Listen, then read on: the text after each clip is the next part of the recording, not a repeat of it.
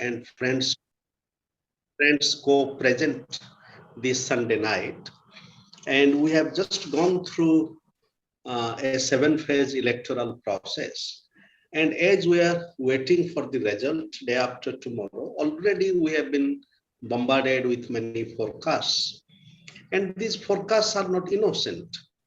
So Dr. Victor Ferraro, in his brief article, about mathematics of election, the need for mathematical mind, and he challenges us to realize that how the fight over numbers, for example, as the psephologists like Prashant Kishore are presenting a few numbers, huge numbers rather, and the nation and the common people's fighting that these numbers are not correct, and they are pressured to release appropriate data at the electoral level. All these are part of struggles for number. What Father Victor also challenges us to realize that it is not just about number, but the kind of way the manipulation of the electoral process. For example, these huge exit polls and everything, it is the dynamics of the influencer. For example, both the state of Odisha went through election as well as for our parliament. But I heard that there is no exit poll for the state of Odisha, what is happening. I just heard because I have not watched these number games. I'm just looking forward to what is going to come day after tomorrow. Maybe I just shared with my brother, maybe the exit poll for Odisha is not conducted because it is not favorable to the ruling party at the center. So the challenge there for mathematical thinking and the struggle over numbers and the need for a democratic society, and it is not isolated. For example, the numbers and the rumors. There is a rumor that the Muslim population in India is growing, but we do not have the population data, and the census has not been taken. Many statistical data, India's development after independence began with a very careful attention to number. Dr. P.C. Maulanavis and others, they pioneered the Indian Statistical Institutes. Since the topic is for a deep mathematical mode of thinking, and what is the relationship, mathematical mode of thinking, number, democracy, and a sense of fact. And these numbers and facts, they cannot be bulldozed on the ground because of political expediency. So we hope that our attention to numbers with all the challenges, and we hope that still we would continue to live and do our duty and responsibility as a citizen of a democratic society, which is not easy because our institutions are under tumultuous threat.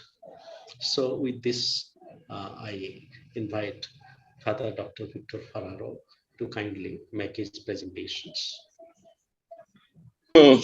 Thinking from philosophy of science, basically at this point, trying to understand mathematical modes of thinking, which are also political thinking.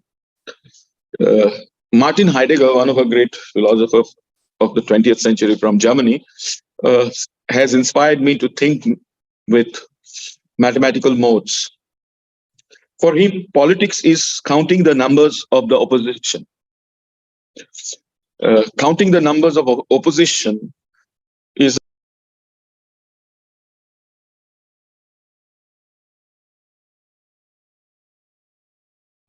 You are muted, sir. Please unmute yourself.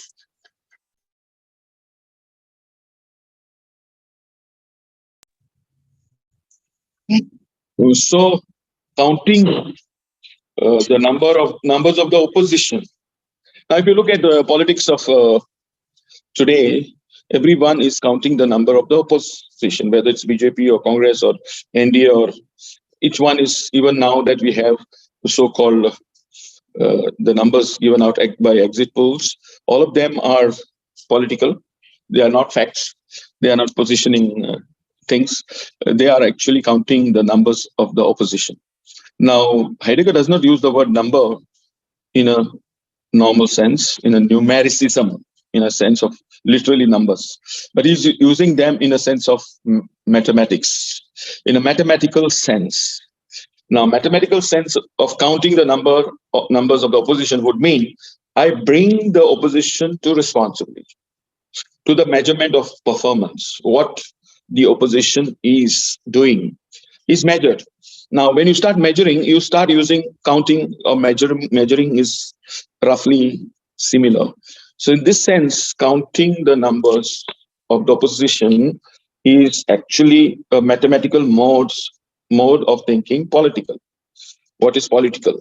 And so what is political is actually mathematical, countable in terms of not just numbers, but in terms of several ways of performances or non-performances, of calling the government to responsibility and seeing whether the government is responsible. Now, this issue of looking at, not in a literary sense, counting the numbers, I like to bring to our knowledge.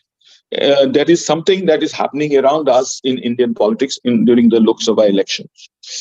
See, all the time people started suspecting the numbers of the ruling government, whether they gave us some numbers of their own performances, and some of the numbers are sometimes suppressed or even manipulated and inflated, given differently sometimes. So there is this process is on. Now, while the election was going on, in several ways, people wanted to measure or bring to responsibility the government. And so in many ways, there was also even suspicion of how election commission, ECI, is conducting elections.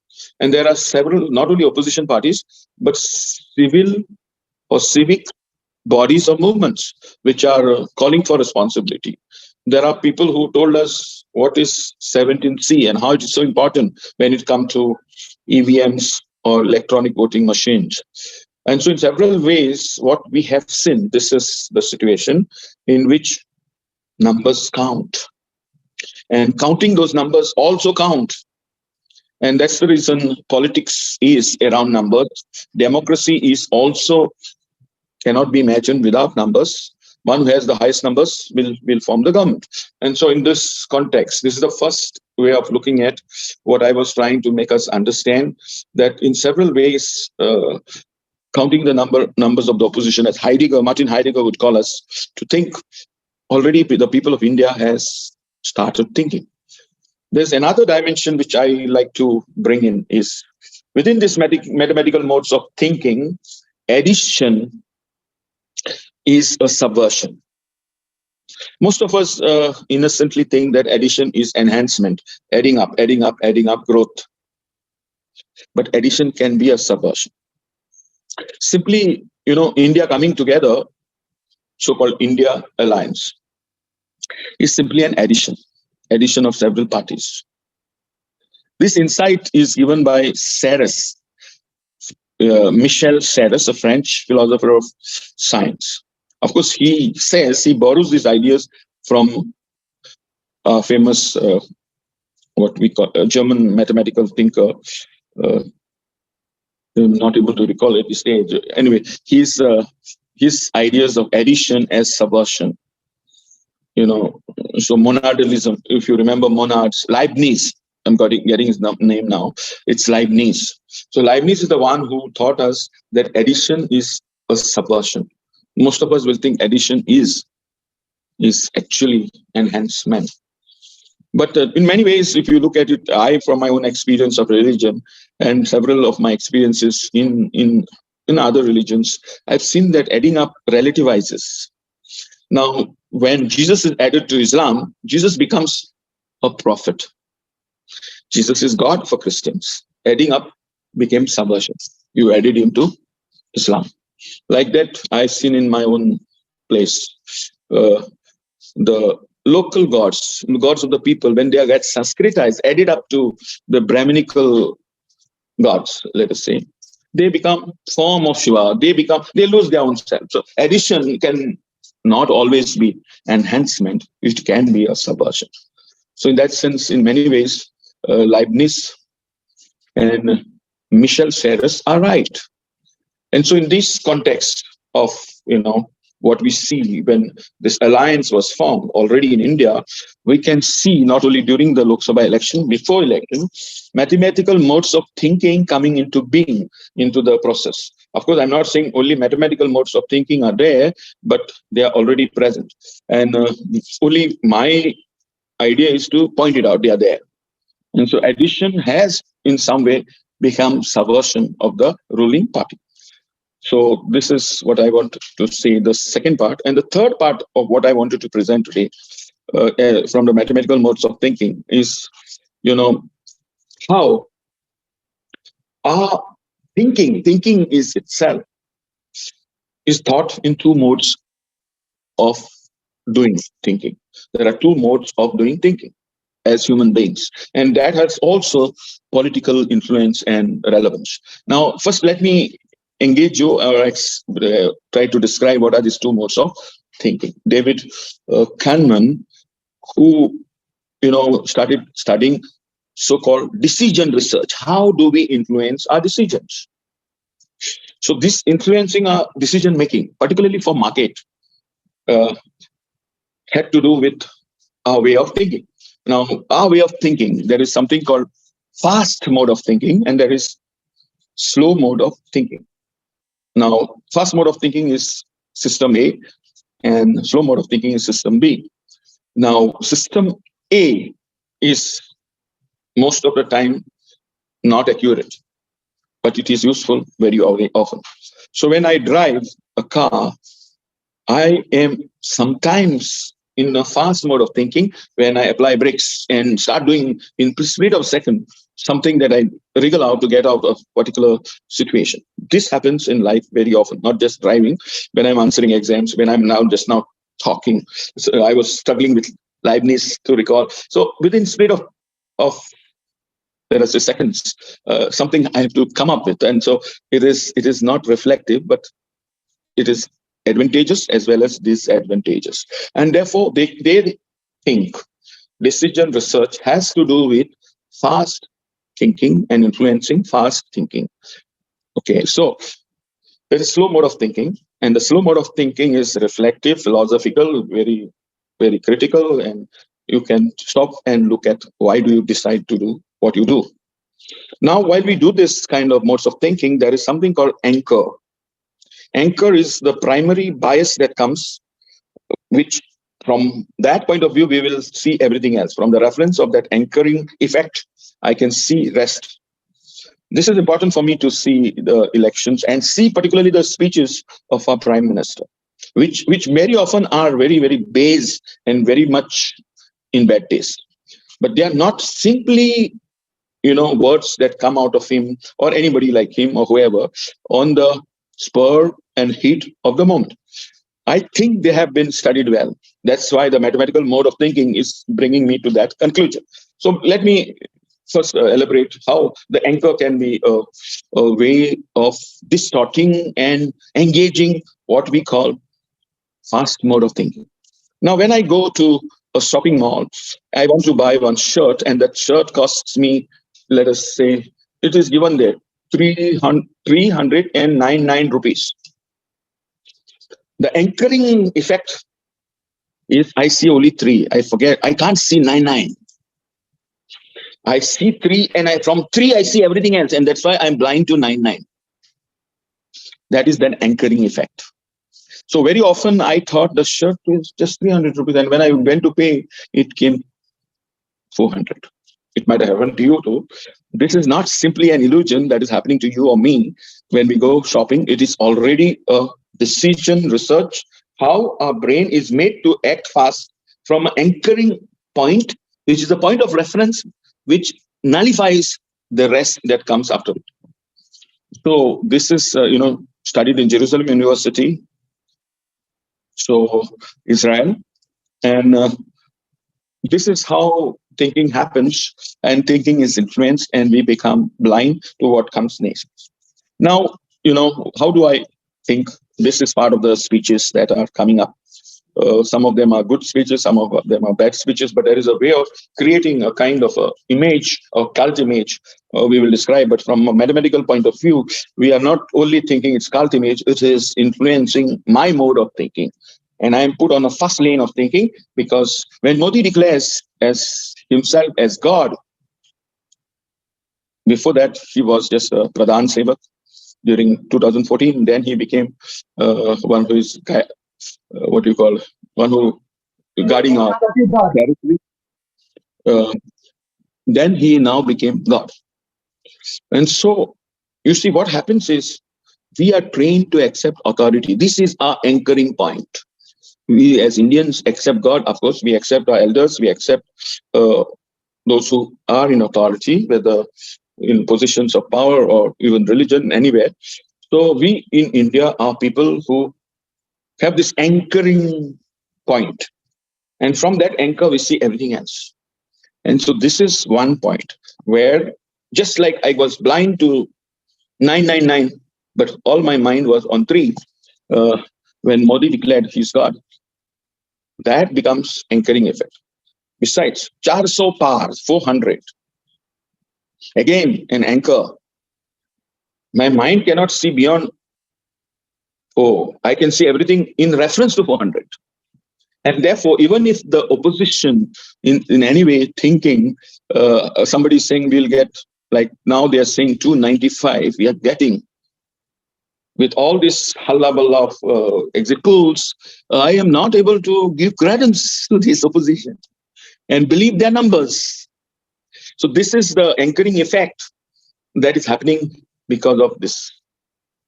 And so what I thought, perhaps out of my hopes or maybe my own orientations and things like that, see, fear has been used strongly in the speeches that we see. So authority figure like Modi giving us fear, your Mughal Sutra, your wealth of the nation, your even what you call buffaloes or your blocks, they will be taken away. And so mutton, masjid and mujra, everything is part of this discourse. Now, see, when we induce fear, this is an anchor, an anchoring effect. From that reference, my vote then becomes, my thinking stops, and I think from that reference. Something will happen, and therefore something will be taken away from me, and therefore I vote for so and so. So this way, I think for the first time there was a reverse anchor. And the reverse anchoring effect took place because this number, so-called 400, 400 par, 400 par created a kind of arrogance, kind of power which is too powerful and unmanageable, kind of supremely powerful position, which led the people, I believe, the constitution will go. And if the constitution goes, along with that goes reservations. So as a result, this anchor reversed. And the fear that was about somebody taking away our properties, somebody taking away, even closing Ram Mandir, somebody take, all that became somebody taking away our constitution, somebody taking away our so-called, what I would say, reservations. So as a result, of course, I'm just analyzing, this is the way we can think with mathematical modes of thinking. So I don't know whether this really worked or that really worked. The fear that Modi and party did through their politics, and what just now happened through this politics, which is Congress or some other India alliance did with constitution and using constitution. So during this, before elections and during the course of the election, I felt there was something called mathematical modes of thinking politics could be identified and seen along the process. So this is exactly what I wanted to share with you today, that another way of seeing politics from a mathematical, philosophy of science point of view, how we can be political, and we are indeed mathematically political all the time. And so there is mathematicism, not numericism, though new numbers are not outside politics. But when we use the word mathematical modes of thinking, we are using it in a poetical sense, and we are trying to think with Martin Heidegger, who says thinking politics is counting the numbers of the opposition. I think I have said what I have to say. Thank you so much, Father Victor, and pointing to certain depth frames of our modality of thinking and practice, and also in a very truly connected philosophical way with examples and our practices. And this kind of analytical mode is deeply significant. And at the same time, your concluding reference that this mathematically political way is also a poetic way, and it is so significant because mathematics is also poetry. And if we loosen ourselves, the poetry of numbers, not just in terms of making numbers fictional, but the play that is there in number, and therefore politics and poetry in the sense that if there is a looseness, a sense of flow, a sense of loosening of our rigidity, then the political become a field of playing together and singing together instead of hurling abuses together. We can we can look at political rhetoric, that this rhetorics today is lacking the humanistic element of poetry. We disagree, but if we look at political speeches, maybe earlier they were lot bit more fun, a poetry of disagreement, a poetry of criticism, which is vanishing, and a kind of anxiety, over victory. The other thing is that the whole question of strategy, and the strategy also is a very deeply significant aspect of the political battle. And one critical question is, and our respected friend Sri Vijay Mahajan can help us, that in this very difficult battle, and because everybody is concerned about number, and whether the India Bloc Alliance, whether it really concerned about this strategy, not just before 3 months, but election did begin 3 months ago. It is, the strategy needed to be prepared 5 years ago when things were difficult. So therefore, the whole mathematical mode of thinking is also strategic thinking understood in a very deep way. And whether in the current battle, the other parties, they really offer themselves to the depth of strategical thinking, and so that this battle could have been different. So with this now, I invite our respected friends joining, and Father Victor, we would collect the questions, and then you can kindly help us. So beginning with, so I invite our dear and respected Vijay Mahajanji, please. Vijay Bhai.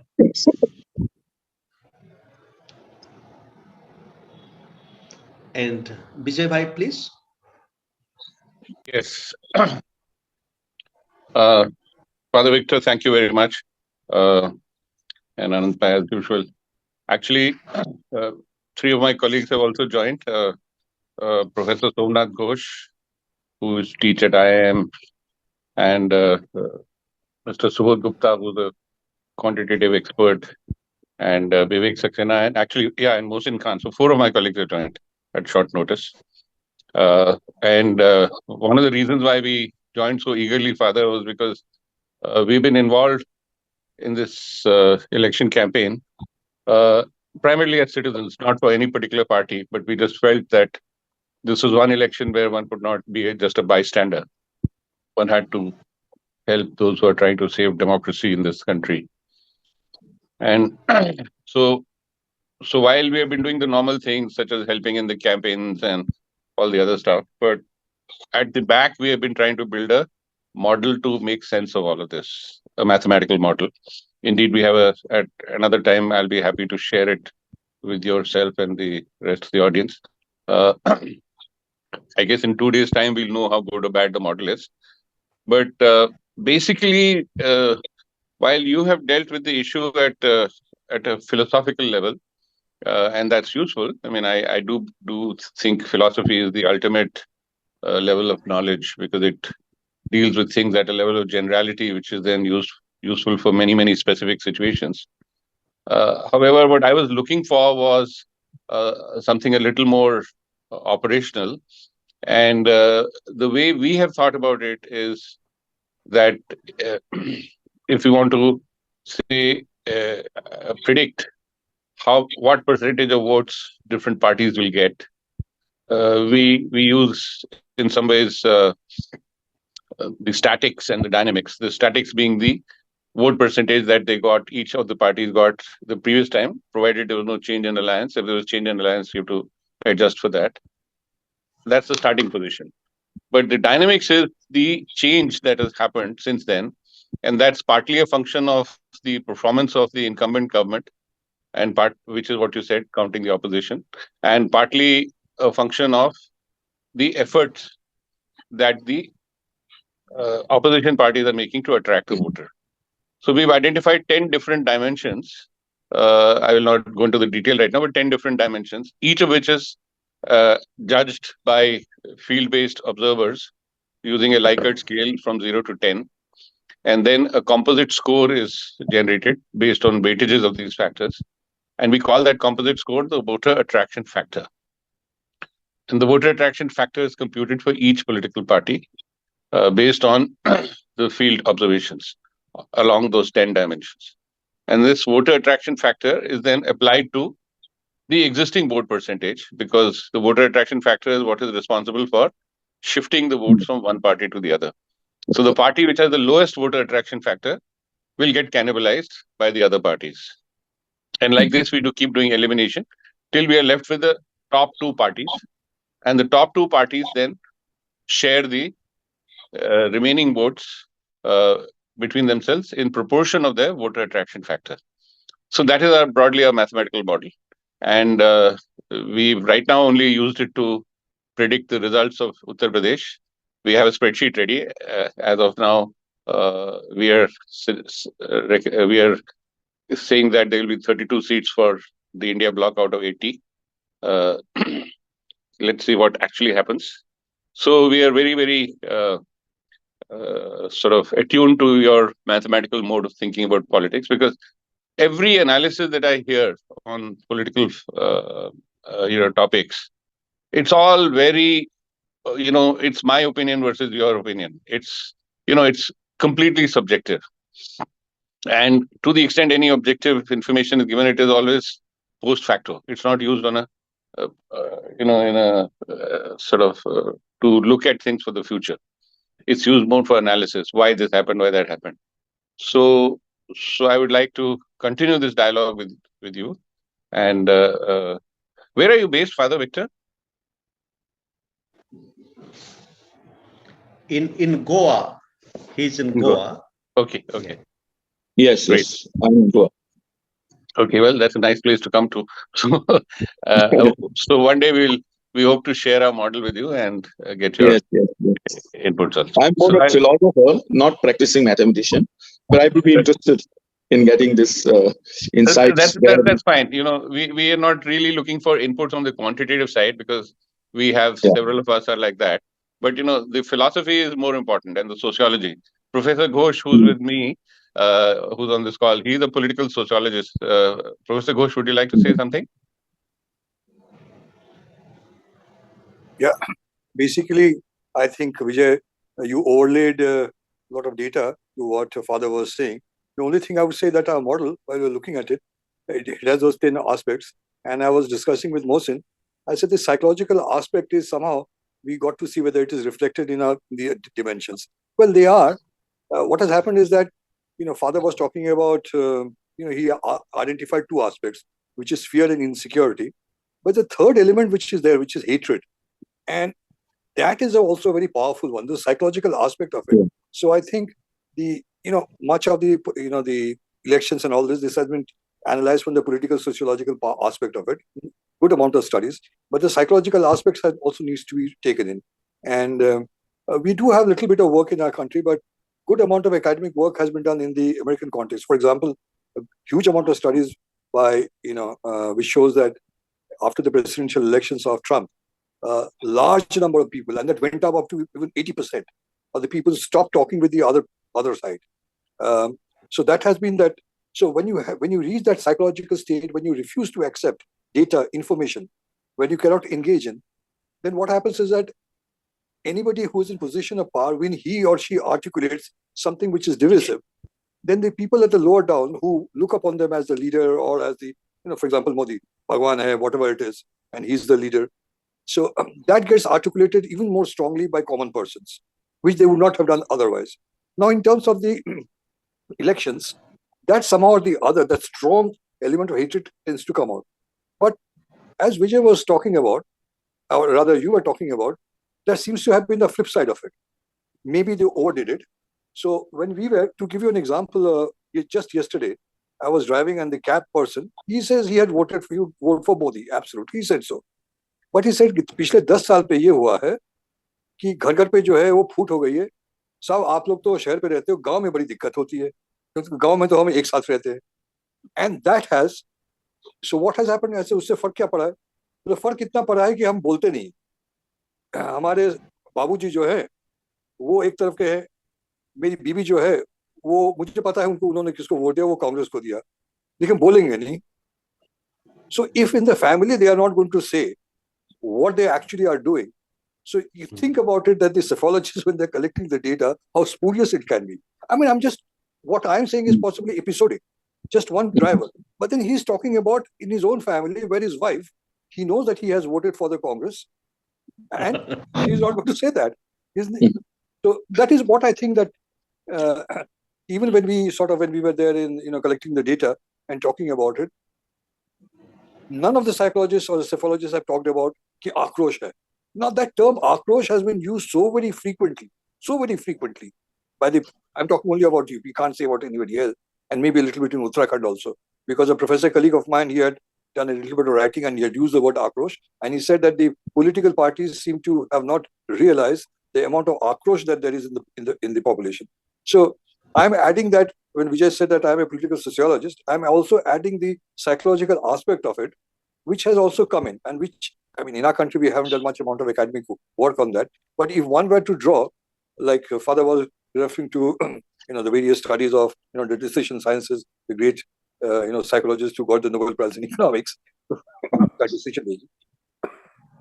So I would say that, I mean, our model, we need to look at the, the psychological part of it. But then I would like to go one step further beyond these elections. That this election is not just which has happened. The impact of it has been building up for a long time, the psychological part of it. And even if the NDA were to lose, the task of, rehabilitating our society, on putting balm on the society, that is a huge task which will be there, we need to engage in. So while I'll be so very happy to see many of the IS officers and IPS officers, including, judicial officers, to be, strung by the nearest lamppost, but I would also like, what was done in South Africa, the Truth and Reconciliation, because it is necessary for me to speak to my cousins, to my other relatives, to my other friends who simply do not seem to engage with me, who don't want to look at the data and simply say, "Sir, aap samajhte nahi." So I look at this election as nothing but just what I may say, a political happening in a long phase of, social fabric which is taking place. I rest my case. Yes. Thank you so much, Professor Ghosh. Professor Manoranjan Mohanty, please. Professor Mohanty.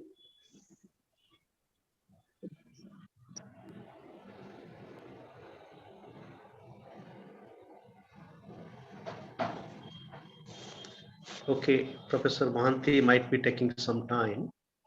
So may I just add a little bit? I'm from Srinagar, Miss Sophie.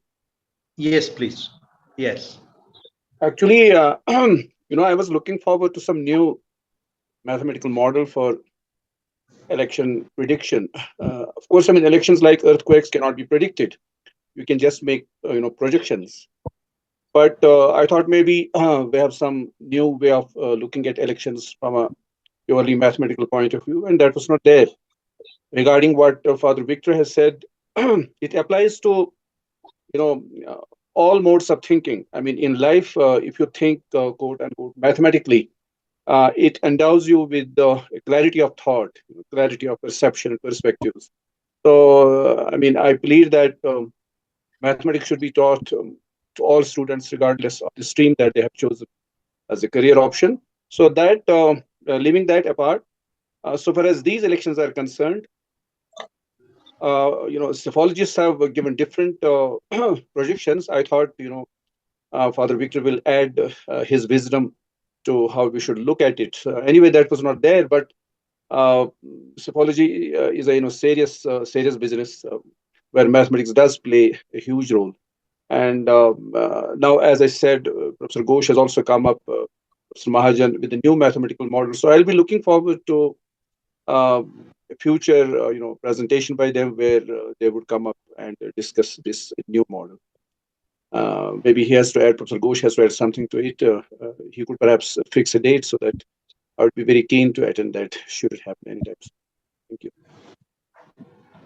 So thank you, Mr. Sophie. Could you kindly put on your video? We can greet you and see you, please, and tell a little about yourself. Well, I share my bad posh with Professor Ghosh and many others in the audience. So, please join us in our future conversations. Yeah, I mean, I got this announcement maybe by accident. I didn't know. Perhaps you could include me in your mailing list so that every time there's a presentation, we get to know of it. So kindly put your number and email in the chat. Okay. So we would follow it up. I'll do that. I'll do that. Thank you. Very kind of you. So now let us continue. So I request Dr. Subodh Gupta and Dr. Vivek Saxena, and then after that, Royan and other participants to share their thought. So Dr. Gupta and Dr. Saxena, please. There's also Mr. Mohsin, who's from Tata Institute of Social Sciences. Yes, so Dr. Mohsin also, please, three of you kindly share your thoughts.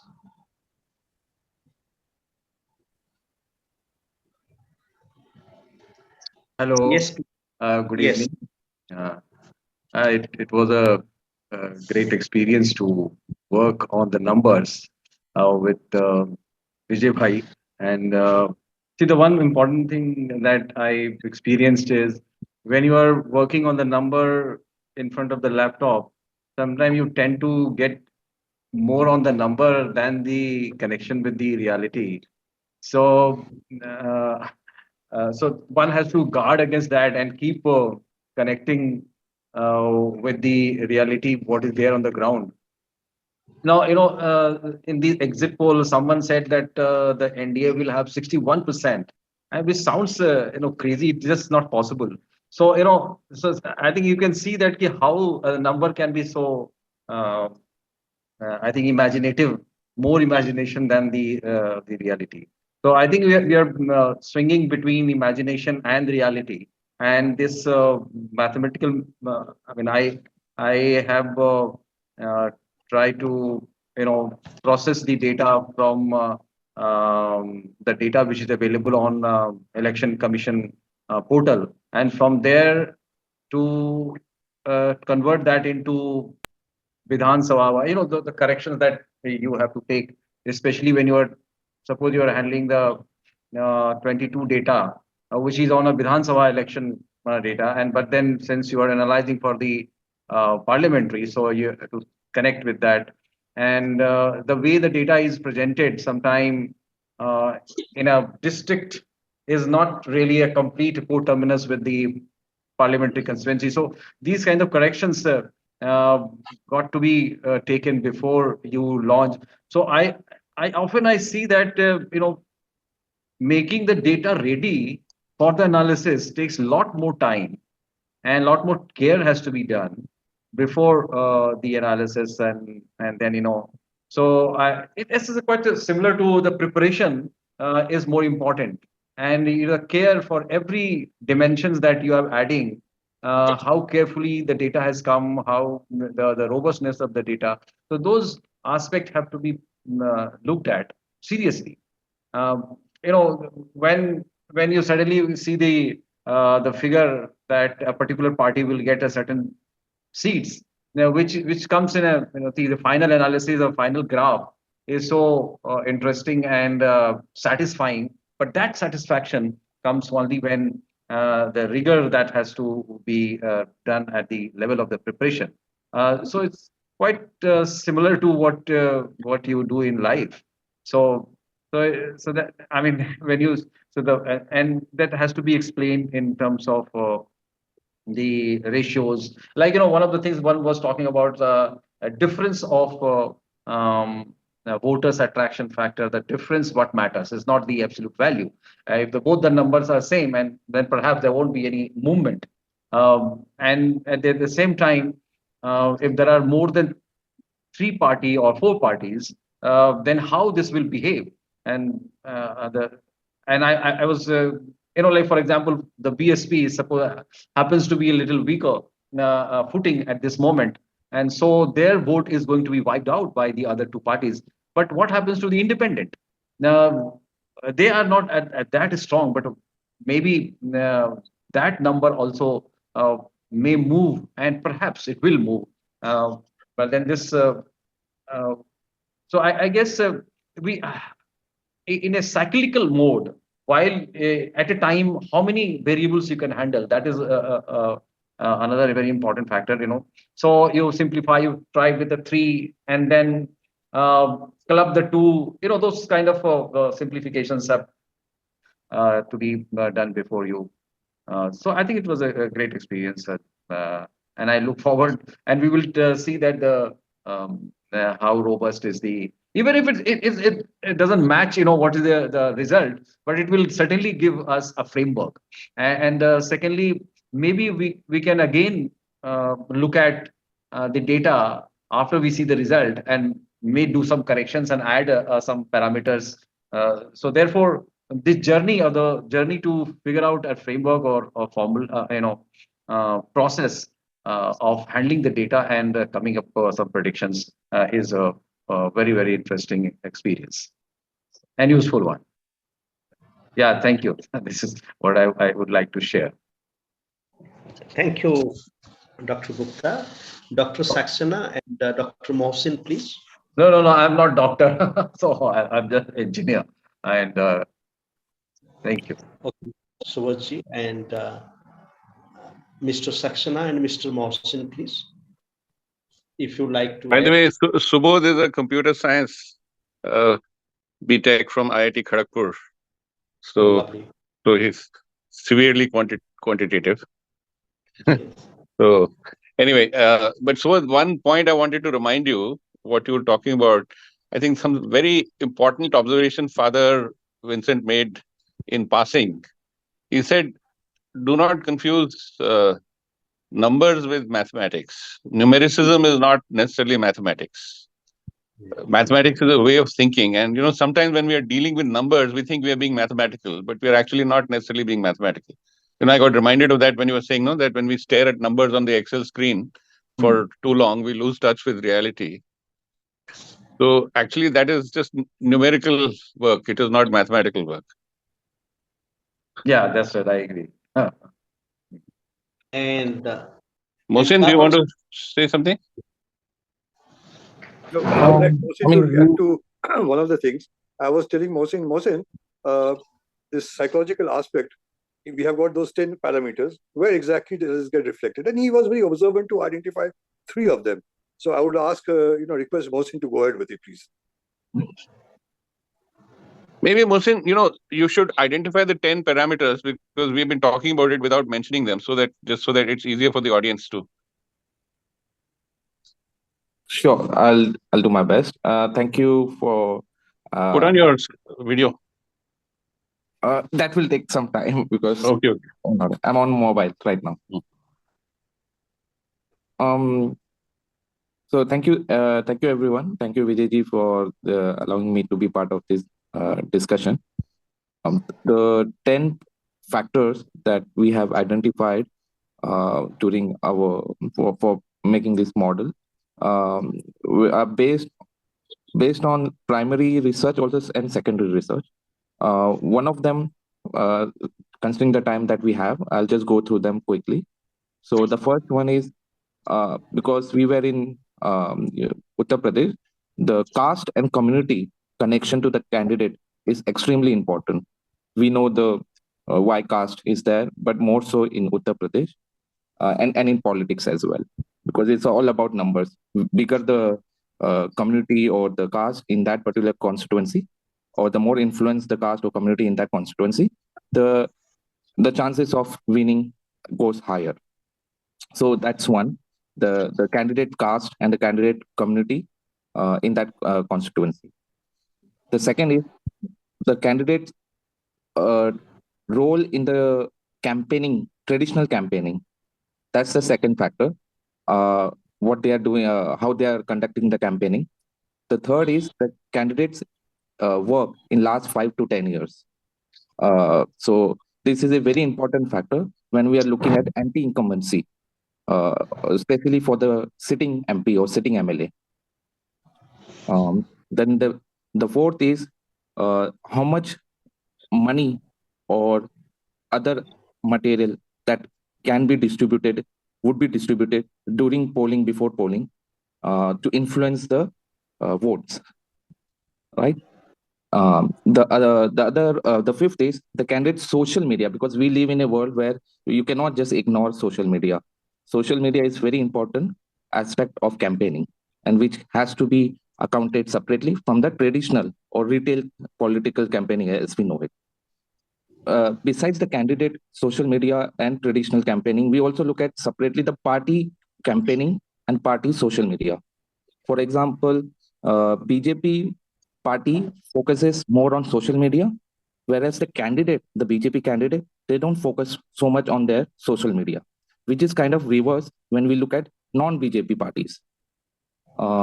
Besides it, we also have to look at alliances. So the alliances is benefiting the candidate in that constituency, or they're losing the votes, So that's, I think, the seventh one.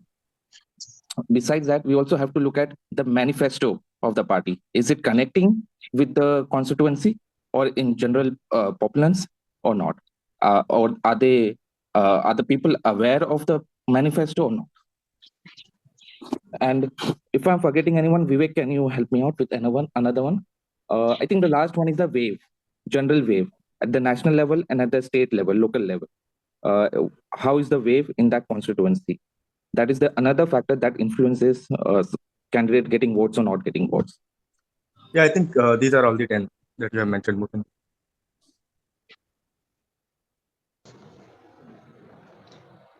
So, Thank you. It was a very great experience listening to Father Ferrao. And I mean, the thing that he has described, that addition is not always the growth, and complemented by what Dr. Ghosh just mentioned about, like, the factor for fear and hatred that we have right now in the community. So we have also observed the same thing while doing this, research in UP. And we can say, like, these numbers really matters a lot.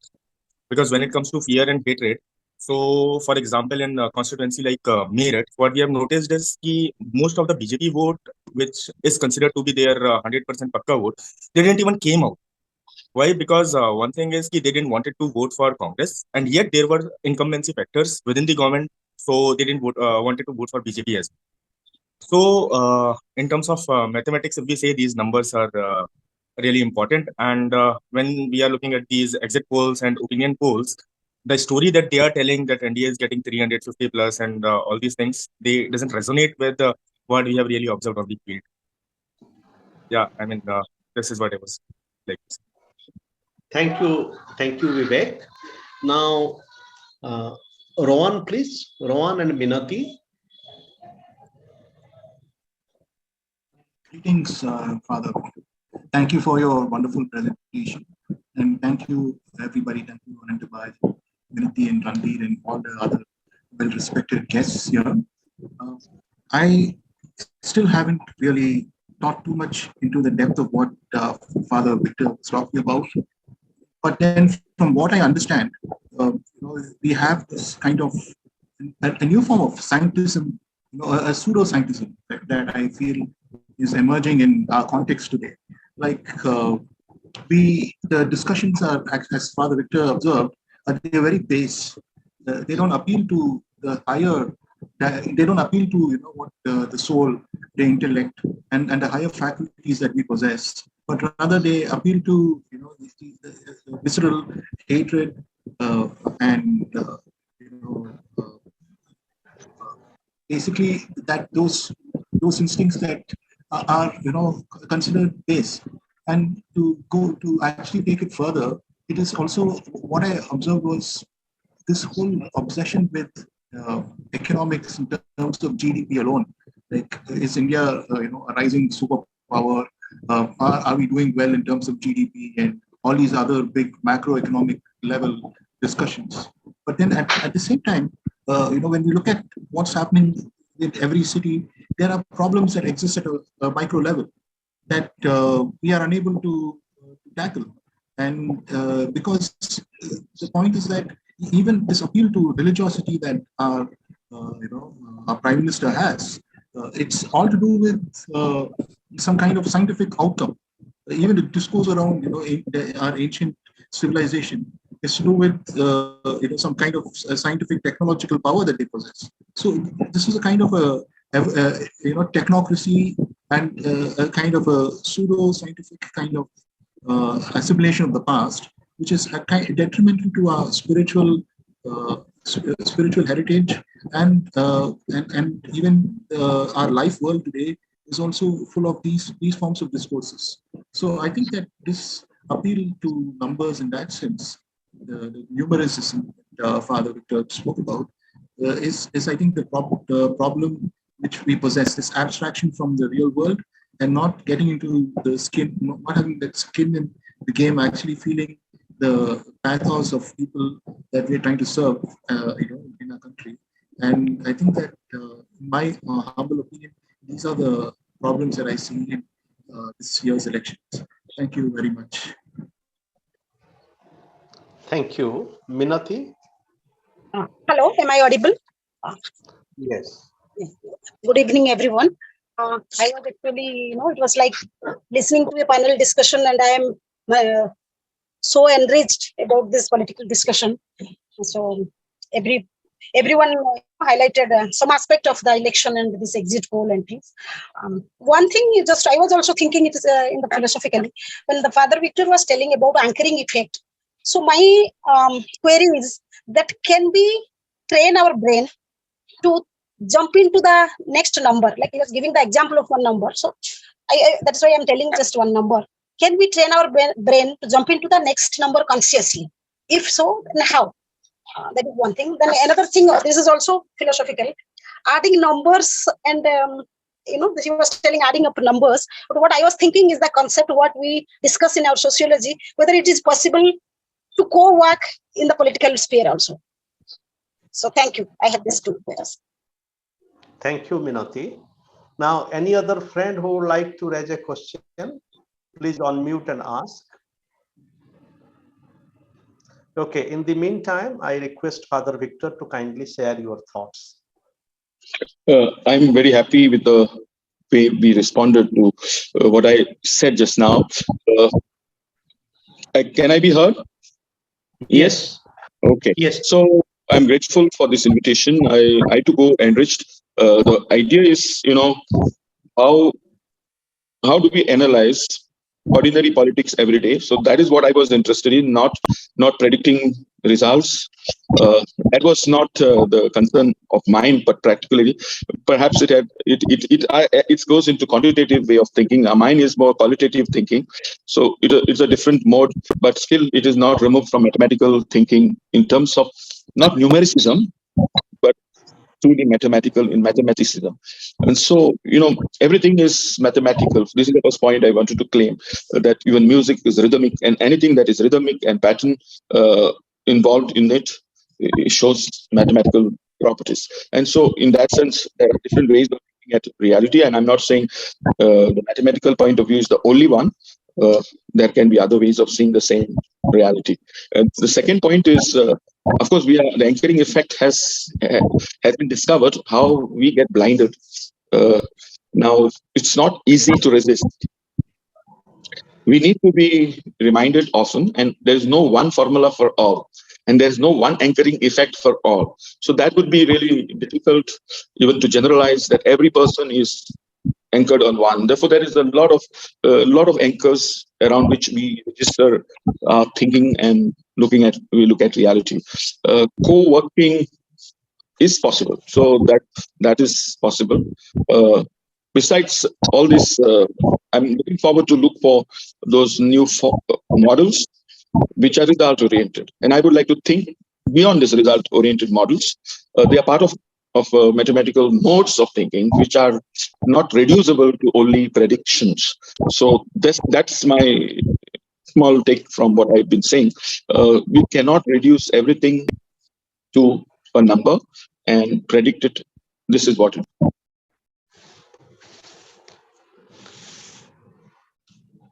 Please unmute yourself. Father, please unmute yourself. You have muted. Yes.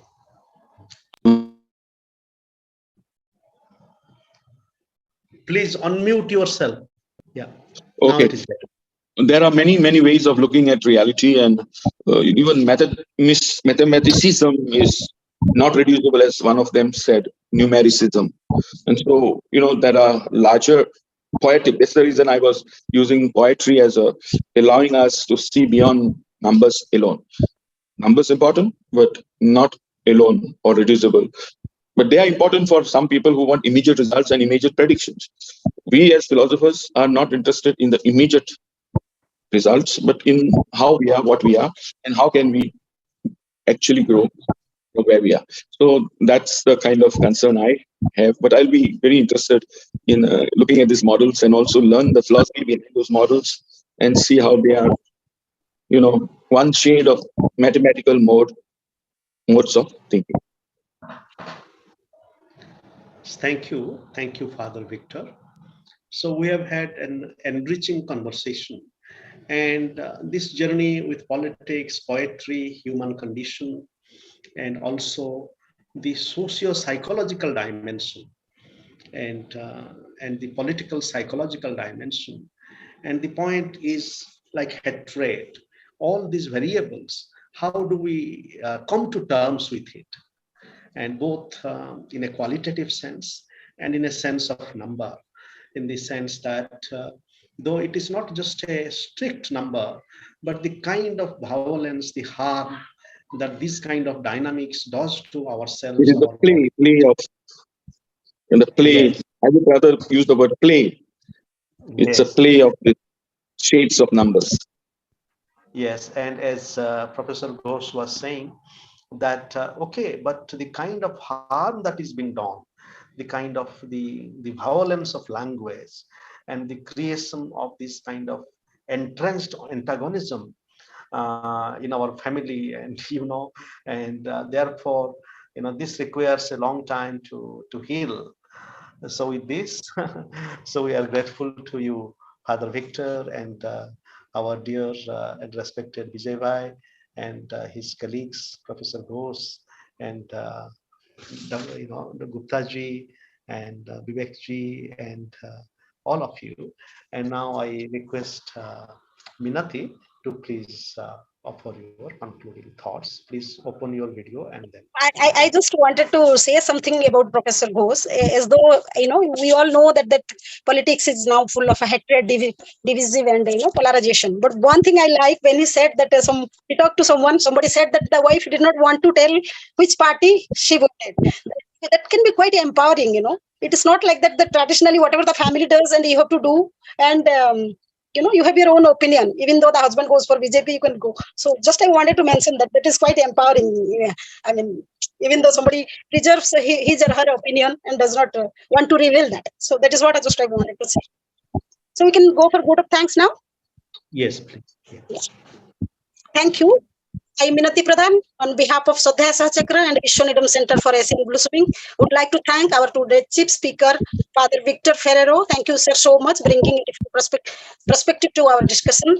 I also would like to thank Mr. Vijay Mahajan, Professor Somnath Ghosh, Mr. M.A. Sophie, Mr. Subodh Gupta, Mr. Vivek Saxena, Mr. Martin, Professor Mahanti, Mr. Rohan, everyone for contributing their very valuable inputs to our discussion.